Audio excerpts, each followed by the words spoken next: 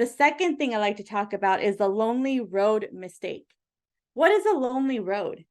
Lonely road is where you feel like you're all by yourself and there's nobody around you. It's like instead of having, they say, right, in a board game, have 2 to 4 players. Why? Because playing a board game by yourself is quite boring, in my opinion, right? So when you have a team of people working towards the same goal, they hold you accountable, they handhold you, they sit down with you, they ask you questions like, hey, are you really okay? Do we need to talk about something? Your energy is a little bit low right now. You want to share anything? I'm here for you. They create the space, they create the loving respect, because sometimes we feel like the people that are closest to us are supporting us. They want the best for us, but at the same time, they're protecting us. And by protecting us, they're limiting us from doing the things we actually want to do. So then it becomes listening to other people's voices rather than your own.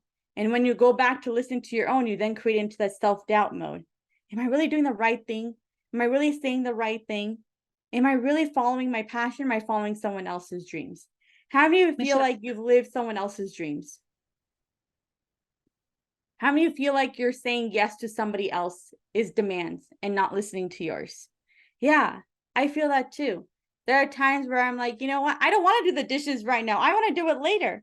But because there are guests coming at our house, we have to get the dishes done no matter what, right? Or it puts us into, oh my God, somebody's coming over. We got to get into the cleaning mode, right? So having that ability. Karen, you have a question?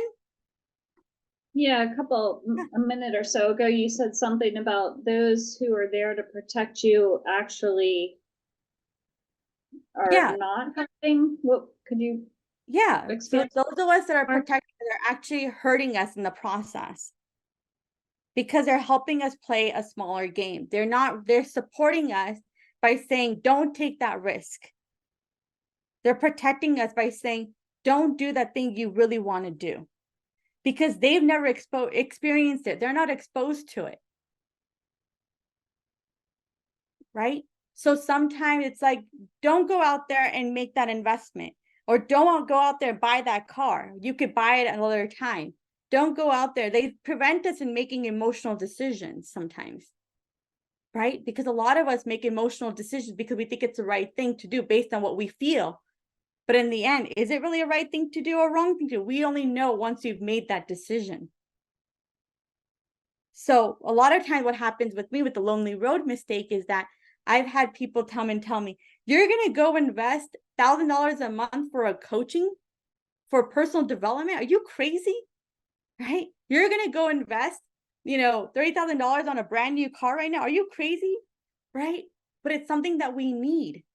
It's something that we want because it's truly in alignment with where we're going.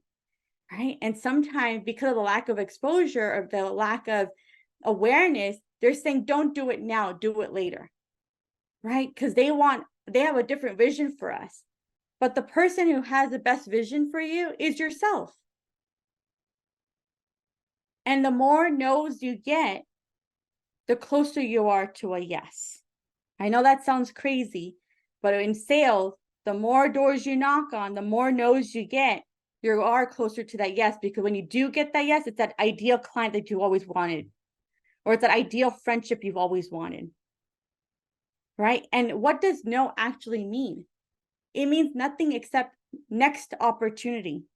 No means next opportunity. So it's just the next opportunity to connect, a next opportunity to go out and do something different. But you are always in control. Say with me, you are always in control. I'm always in control. Right? And that's the best part, is when you start taking ownership and you start saying, you know what, I'm not actually alone, because I get to have, yes, I have the blood family that loves and cares about me, but I also have a chosen family. And who are the chosen family? These are the friends, the support system that it doesn't feel like doesn't feel like it's sometimes that I am in control. Yeah, Daniela, because we give a validation. We're seeking for validation from others. And that's one of the core reasons why it feels like no one cares about us, because we're seeking approval rather than seek approval for yourself first. Understand where your value is coming from. Understand that you are very, very important and that you matter, not only to yourself, but the people that really care about you and see you, and they want to help you propel you forward in your life.